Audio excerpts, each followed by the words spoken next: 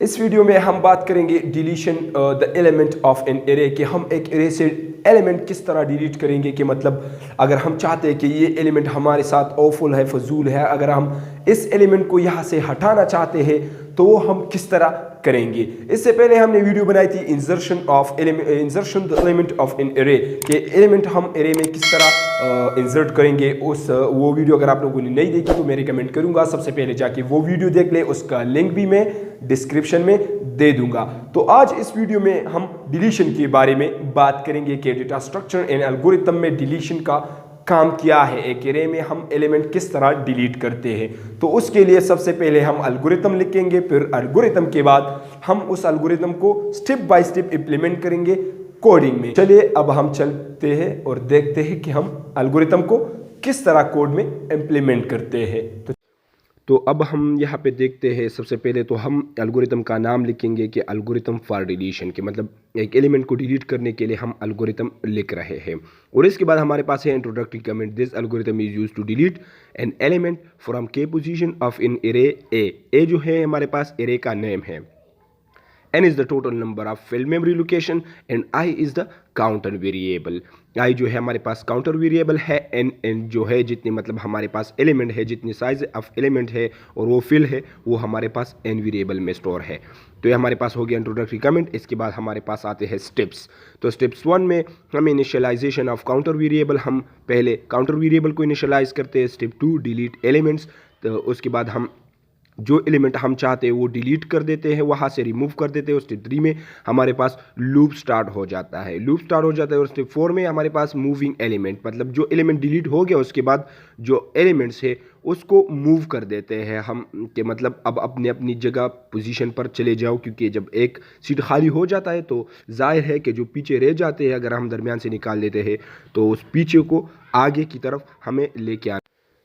और स्टेप 5 है हमारे पास इंक्रीमेंट काउंटर वेरिएबल। इसके बाद हमारे पास काउंटर वेरिएबल को इंक्रीमेंट कर दो। स्टेप 6 में हम कहते हैं रिमूव मेमोरी लोकेशन के, जिस जहाँ से हमारे पास मतलब एक्स्ट्रा मेमोरी लोकेशन हो गया उसको रिमूव कर दो। और स्टेप 7 में फिनिश, एग्जैक्ट प्रोग्राम को फिनिश कर दो, क्योंकि हमारे पास स्टेप जो है वो कंप्लीट हो चुके हैं, अब प्रोग्राम को फिनिश कर दो। तो ये था हमारे पास एल्गोरिथम इस प्रॉब्लम के लिए, इस डिलीशन के लिए कि मतलब हम एक एलिमेंट एरे से डिलीट करते हैं उसके लिए। और अब हम देखते हैं कि मतलब इस एल्गोरिथम को हम एक आईडी में किस तरह इम्प्लीमेंट करेंगे। तो चलिए देखते हैं।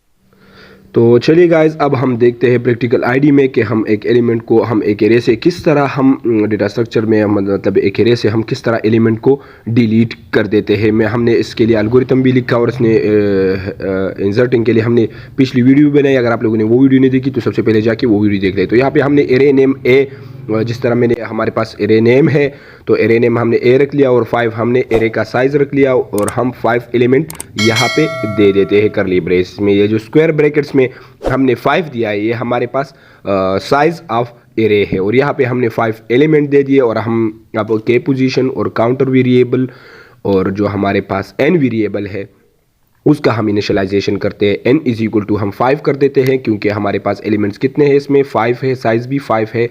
तो के पोजीशन मतलब के वेरिएबल का मतलब ये कि कौन सा वेरिएबल हम कौन सा एलिमेंट हम डिलीट करना चाहते हैं। और आई जो है हमारे पास काउंटर वेरिएबल है। इसके बाद हम के पोजीशन के लिए मतलब कौन सा एलिमेंट हम डिलीट करना चाहते हैं उसके लिए हम एक इनपुट लेते हैं यूज़र से कि मतलब इनपुट हम यूज़र डिसाइड करेगा ना कि मतलब कौन सा एलिमेंट हमारे पास डिलीट करना चाहते हैं। तो इसके लिए हम एक स्ट्रिंग लेते हैं सेलेक्ट द पोजीशन या सेलेक्ट वो एलिमेंट सेलेक्ट करो जो मतलब आप डिलीट करना चाहते हो। इन एलिमेंट में से इस एरे में से आप कौन सा एलिमेंट डिलीट करना चाहते हो। तो सेलेक्ट मैंने यहाँ पे स्पेस नहीं डाला, सेलेक्ट लोकेशन फॉर के मतलब के वेरिएबल से हम डिसाइड करेंगे ना, मतलब सेलेक्ट करेंगे कि कौन सा एलिमेंट हमें डिलीट करना है। इसके लिए हम cn करते हैं, cn हमारे पास हो जाएगा के। और जब हमारे पास मतलब एक एलिमेंट सेलेक्ट हो जाए उसके बाद हम उस पर प्रोसेस करेंगे, मतलब उसके बाद हम डिलीट करेंगे ना। तो अब हम फॉर लूप का इस्तेमाल करते हैं। तो काउंटर वेरिएबल को हम इनिशियलाइज करते हैं के से कि मतलब के आई इज इक्वल टू के और इसके बाद आई लेस देन आई सॉरी यहाँ पे मैंने लेस देन भूल गया हूँ, तो इसको चलिए हम देखते हैं। I less than or equal to n-1 in I plus plus, क्योंकि हमारे पास जो साइज़ है इंडेक्स नंबर तो 0 से स्टार्ट होगा, तो इसलिए मैंने साइज़ से 1 माइनस कर दिया, क्योंकि जब 0 से स्टार्ट होगा तो 1 माइनस साइज़ होगा। और इसके बाद हम देते हैं आई स्क्वायर ब्रैकेट्स में आई ए जो है हमारे पास एरे नेम है is equal to a i plus 1, क्योंकि यहाँ पे ये इंक्रीमेंट कर देगा, एक प्लस कर देगा इसके पास, मतलब ऐड कर देगा, जो खाली स्पेस हो जाएगी हमारे पास वहाँ पे हमारे पास ये हो जाएगा। और n is equal to n minus 1, ये यहाँ पे n माइनस हो जाएगा, क्योंकि जब एक स्पेस खाली हो जाए, मतलब एक एलिमेंट वहाँ से डिलीट हो जाए, तो जाहिर है कि हमारे पास एक स्पेस खाली रह जाएगा, तो उस स्पेस को भी हम डिलीट कर देते हैं। और यहाँ पे हम फॉर लूप लगा लेते हैं इसका आउटपुट शो करने के लिए, कि मतलब हमारे पास इसका आउटपुट शो हो जाए, मतलब एक एलिमेंट डिलीट हो गया, अब हम इस पे दोबारा ट्राइवर्सिंग करते हैं कि मतलब अब इसमें जितने एलिमेंट्स रह गए उसको आउटपुट कर दो। तो उसके लिए हम ये फॉर लूप लगाते हैं, i equal to 0 i less than n, n में हमारे पास वही एलिमेंट स्टोर होंगे जो नया एरे होगा, मतलब एक डिलीट हो जाएगा तो कितने रह जाएंगे 4, तो वो हमारे पास n में स्टोर होंगे। तो i plus plus cout a square brackets i।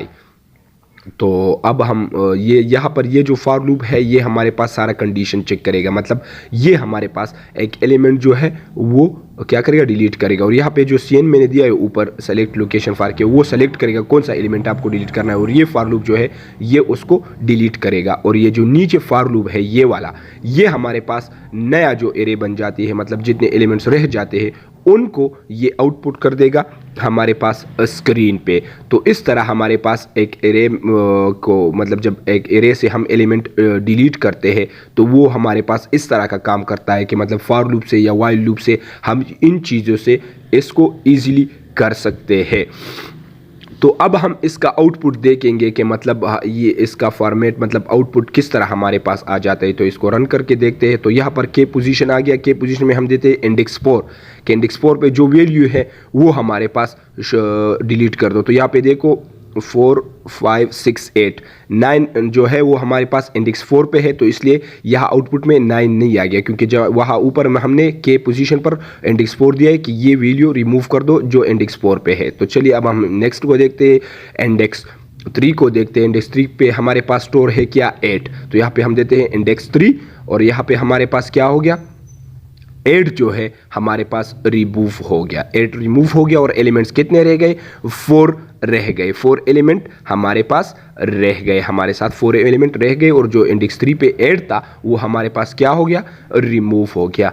तो इस तरह हमारे पास करता है एक एलिमेंट डिलीट कर सकते हैं हम इजीली एक एरे से। इंसर्शन के बारे में भी हमने पिछले वीडियो अपलोड किया, अगर आप लोगों ने वो वीडियो नहीं देखी तो उसका लिंक मैं डिस्क्रिप्शन में दे दूंगा, सबसे पहले जाके वो वीडियो देख ले, तब आपको ये वीडियो देखने में आसानी हो जाएगी। तो ये था आज का हमारे पास इंसर्शन ऑफ एन एलिमेंट, एक एरे से हम किस तरह एक एलिमेंट को डिलीट कर सकते हैं। Thank you so much.